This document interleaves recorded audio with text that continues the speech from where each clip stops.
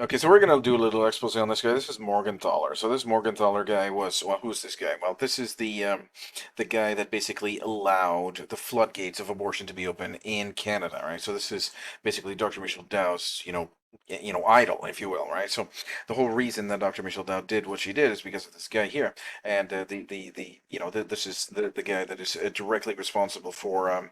So who's this guy, right? Who is this guy, right? So. If you're interested, this is the most the key figure, right? This is the key figure in understanding why Canada is so far gone, right? Why is this country so far gone? And it all comes back to this guy. So who's this guy? Well, and before you get into it, right? I'm not going to entertain any kind of racism, right? So the idea that I'm this kind of white supremacist or anything, that's nonsense. Okay, I love every person. This guy. I mean, I don't like this guy very much. I mean, he did a lot of damage to our world, right, our society. But I love every race, every. I don't hate any particular race. So, for example, they'll try to pin this kind of racial supremacy idea on me. That's nonsense, right? This is completely foolish, right? So this guy, I don't care if he's a black guy or a Brazilian or a Hungarian or Mongolian or anything like that. This guy happened to be a Jewish guy. You cannot say for a minute that all the Jewish guys are interested in doing this kind of stuff. It's really not true, because I remember, just the other day I had a conversation with a wonderful Jewish guy. A wonderful Jewish guy. He's a New Testament Christian. A New Testament. He's a saved, if you will, Christian. He's a Jewish guy. He's this is, this guy was an atheistic Jew. Okay, this was an atheistic Jew. He was not a a Talmudic Jew, right? So a Talmudic Jew, like if you know anything about the Talmud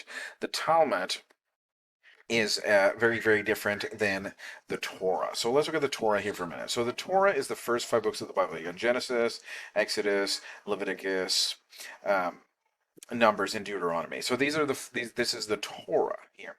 So this is the Torah here. So in the law, it says that, but it says don't kill. But here in the Talmud, I'll tell you what it says. It says, the people that are not Jews are basically, inferior to, to the Jewish people, and you can basically, basically man, the Talmud is quite something. And then you got what is called the Kabbalah, right? These Kabbalistic guys, right? And you will notice that a lot of people, these celebrities, right? They will have this red kind of bracelet thing, right? You see these red bracelets. Why are these? Why are these? All these people, you see Michael Jackson with this Mangelina Jolie here. I don't believe this is a woman, but whatever. Wearing these Kabbalistic here you got these all these celebrities here wearing these Kabbalists, because these are Kabbalists. That's exactly what it is. But there's no indication that he was actually one of these. Just an atheistic Jew, which is very, very dangerous. Extremely, extremely dangerous. But what was the plan? What did he have in mind? Right. It's quite troubling to imagine. But it doesn't really matter what he had in his mind. Now he's dead. And so he cannot do any further harm to our world. And what's going on here? I mean, this guy's extremely dangerous, right? I cannot imagine that this guy, infiltrated our family. Like, so what I'm saying is that my own cousin, is, and Dr. Michelle does, my own cousin, and she's idolizing this guy, and he's a pillar for women's rights and all this stuff, even to the member of the Order of Canada, right? What a fantastic guy. No, he's not. All right, so let's read a little bit here. What do we got? All right, so Morgenthaler was born into a Jewish family in Poland in 1923. His background was secular, Jewish and culturally Jewish, not particularly religious. He was known for his humanist and atheist beliefs. Later in life, Morgenthaler identified strongly with Enlightenment values, rationalism, and secular humanism, rather than with traditional religious or mystical Jewish teaching. So there's no public or credible indication that Morgenthaler practiced or adhered to the Talmud, right? The Talmudic Judaism, rabbinic Orthodox Judaism based on the Talmud, or the Kabbalah. right? And the Kabbalah is a Jewish mysticism, right? This is a mystical tradition.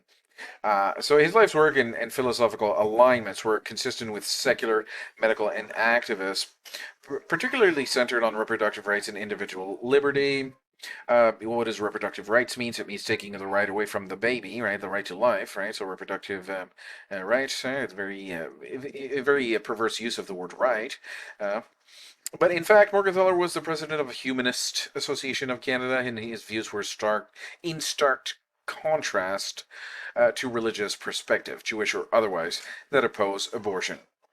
Morgentaler was named a member of the Order of Canada on July 1st, 2008, with a citation stating it was for his commitment to increased health care options for women, his determined efforts to influence Canadian public policy, and that is absolutely, well, I guess we can agree on that for sure. He certainly influenced the Canadian public policy and his leadership in humanist and civil liberties organization. All right.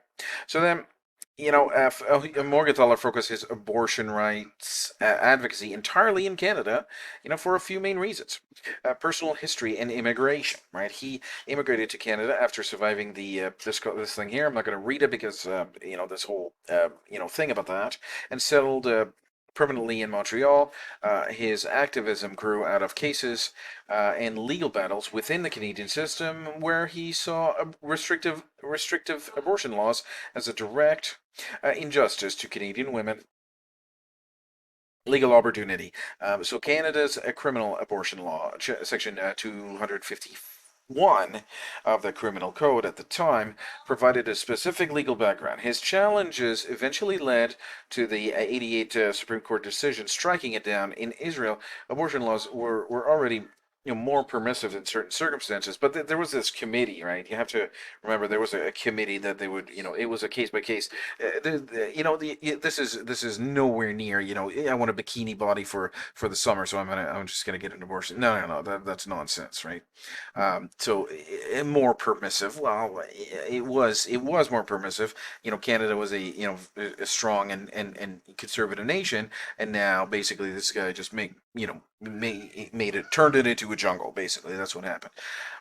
And he had no political or professional base there, but even though he was a Jewish guy, right? So if you're not sure, if you want to become a citizen of Israel, you have to literally have a DNA of Israelite DNA, right? You have to. So he could have become a citizen of Israel, right? That country there, and he should, maybe he should have helped with women's rights over there, but no, he didn't. He chose our country to do his dirty work, right? This is what I'm trying to get to. Why is he doing this? Why is this guy coming into, an outsider coming into our country and changing the political landscape, and it's not really interesting. It's terrible, but citizenship in political context. So Morgenthaler was a Canadian citizen and a licensed doctor in Canada, not Israel.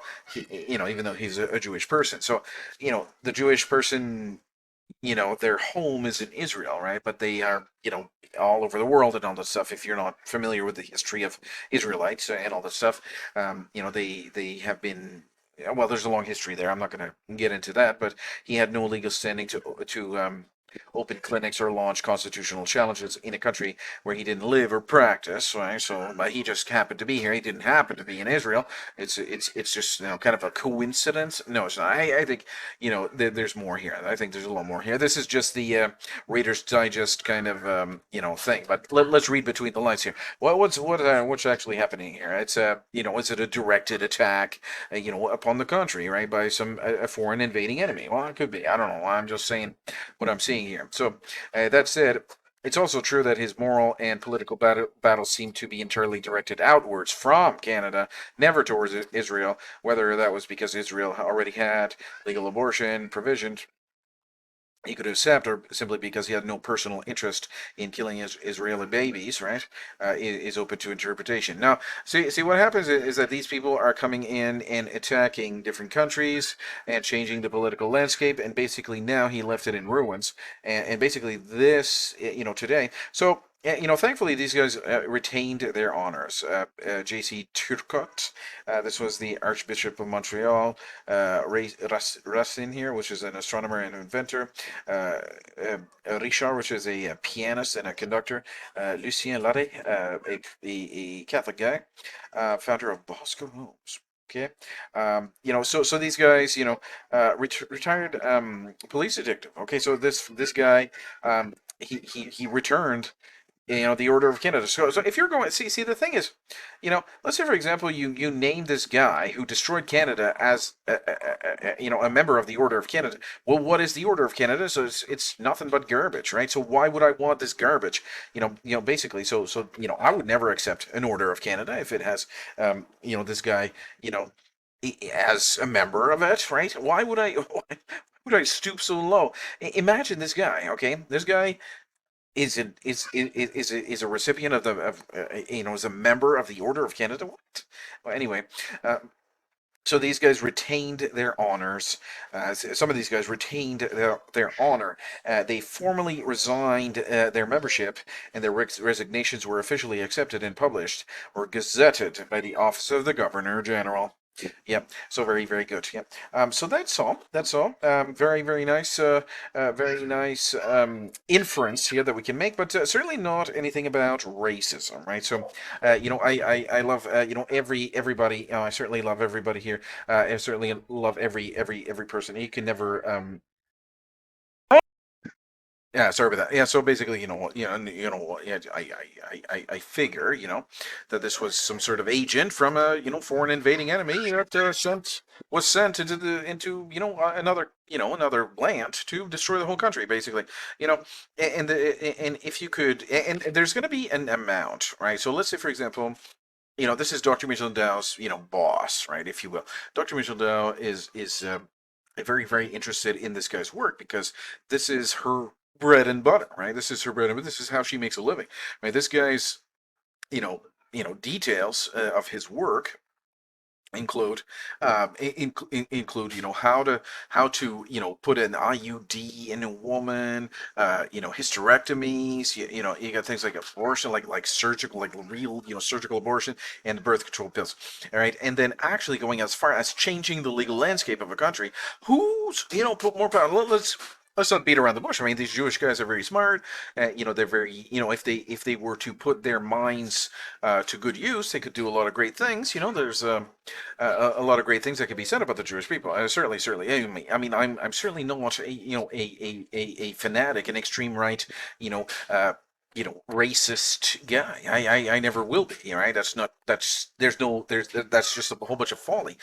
How can you fault the entire Israeli, people, for the actions of a few bad apples, right? Certainly, this is a bad apple, a rotten apple, a dirty rotten apple here, right? But certainly, I mean,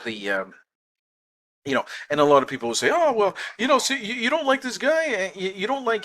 Yeah, first of all, they will say, you don't like women, right? That's nonsense, right? I'm an anti-feminist for sure, but I love women very, very much. And they will say, "Oh, you're an anti-Semitic, anti-Semitic," but I certainly love the Israelite people, right? There's nothing about me. There's not a racist bone in my body, right? Oh, you don't like something that you think there's something wrong with interracial marriage and all this. Well, first of all, I do have children that are racially pure, but I do also have children that are racially hybridized. Um, there's a racial hybridization there. My children do. Some of my children are racially pure, but some of my children are racially hybridized, right? So you can't really say that about me. That is not something that you can say that about me. I think the points that I made today are fair, and this guy is a dirty, rotten guy. He's really a dirty, rotten guy, and I'm not faulting the entire nation like some people do, right? So some people will, and it's certainly not right to do that, right? So I think we can be mature enough to actually understand my point. And to know that this guy's certainly gives the barrel the entire barrel a bad name because well, certainly a dirty rotten apple is giving the barrel a bad name, but I'm mature enough to know that these are individual people, and they make individual choices. Certainly, rotting in hell right now. Certainly, they wasn't forgiven for their sins, and he's screaming, weeping, and wailing and gnashing of teeth, rotting in hell right now, paying for what he did, and he's continuing to do.